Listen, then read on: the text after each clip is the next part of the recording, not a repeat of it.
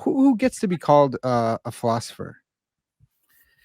Yeah, it's tricky because to some extent this is just a matter of who works in a department that's called a philosophy department, in a university or some other kind of institution like that, which obviously is not a very helpful definition.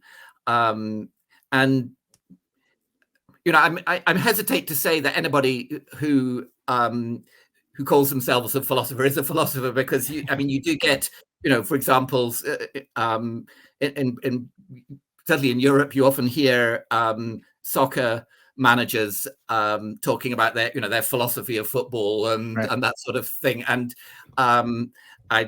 while there might be some philosophy to be made out of football, I doubt that they're the people to do it. They're just talking about how they like to organize their defense or something. But so, I think again, it can't be anything very precise, but we can talk about some paradigms of philosophers and say, well, if these people aren't philosophers, nobody is. And and I think that there would be some agree. I think probably more or less everyone would agree that Plato and Aristotle, for example, were they're central cases of philosophers. And I guess these days people would be pushing to say, well, but maybe we should be also including as paradigms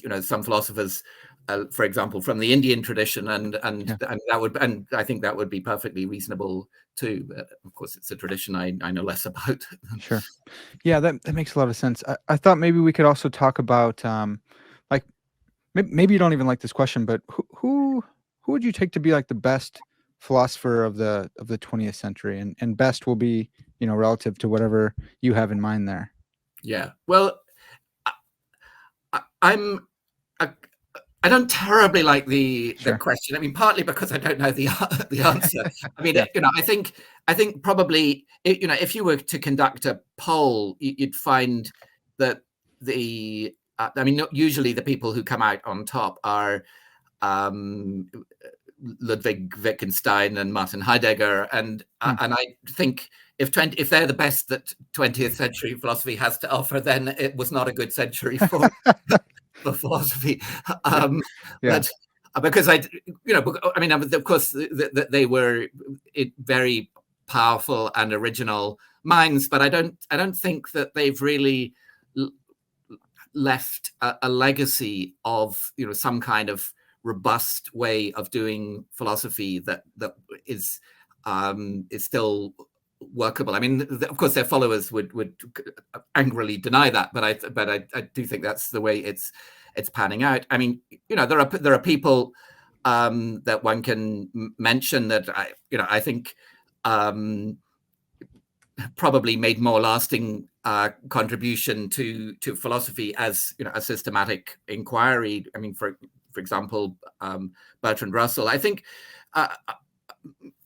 somebody that one might mention as a really intriguing case is the Cambridge philosopher Frank Ramsey, who died at the age of 26, having already made absolutely outstanding contributions to philosophy and mathematics. as a branch of mathematics called Ramsey theory, and also to economics. And there would be more in a single sentence of Ramsey's than in a whole book by most other people. And so it would be, one couldn't really say that he was the greatest philosopher of the 20th century because he just didn't have time. But if he'd lived another 20 years, I think we might well be talking about him as the greatest philosopher of the 20th century. Okay, yeah, that's excellent to hear that.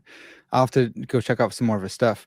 When it comes to the greatest living philosophers, I won't ask you that one because it's a little bit awkward. But I've heard from folks that I hope this isn't too awkward for you, but many will point to you as the greatest And greatest is even weird. I'm sorry, I'm sorry for putting you on the spot here, but also like Mike Humor. And I think a lot of the reason for picking out you or humor is because of the scope that you guys have. That you're able to talk about so much in philosophy, and I think that's a really admirable thing. It's not just like world building per se, but it's just that you guys are experts on so many different things, and that you're able to touch on it. And so, just appreciative of you guys that you give us, the rest of us, kind of a vision of, hey, we should be touching on a lot of different things. Maybe not, maybe it's not a norm, but it's really cool. And I would like to do that as well. I'd like to have a broad scope. So thank you for being a model for the rest of us. Oh, well, yeah. And I should say, I really don't think that there is any obligation on people to work on lots of different things. I think it's totally fine if people work just on, they just have one thing that they work on and they do something really good on that.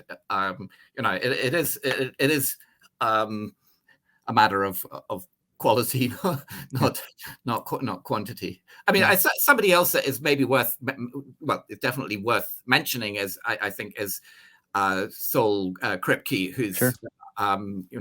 Definitely one of the best living philosophers, and has made an enormous contribution from the late 1950s onwards. But I also think it's worth saying that, I mean, this kind of adds to something I said before, that one thing that I really aspire for philosophy to be is something like a science, although not exactly a natural science. And I think the more scientific it becomes, the more it also becomes something that really depends on a whole community of researchers. And although at any one time, that there are obviously some names will be much bigger than others, but it's something that I've experienced very much. For example, looking at the history of logic in the 20th century, where it's kind of clearer than in most branches of philosophy, who's been making a contribution. I mean, who proved something that nobody else had proved. And although there are some absolutely outstanding names, I mean, whose contribution was philosophical as well as mathematical, like Kurt Gödel and Alfred Tarski and so on. But it's also clear that there were an awful lot of people who really made very significant contributions, and that as again, although some people's contributions are bigger than others, often the great contributions, they did depend on earlier work, but maybe by lesser known people, and they couldn't have done what they did if the people before them hadn't done their part. So this is not just some kind of, as it were,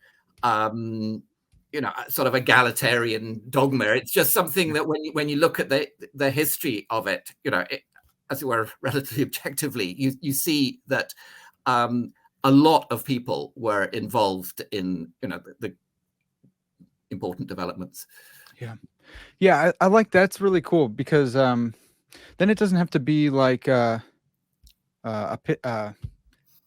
competition necessarily, but it's a collaborative effort, and that even can help you if you do focus on one area.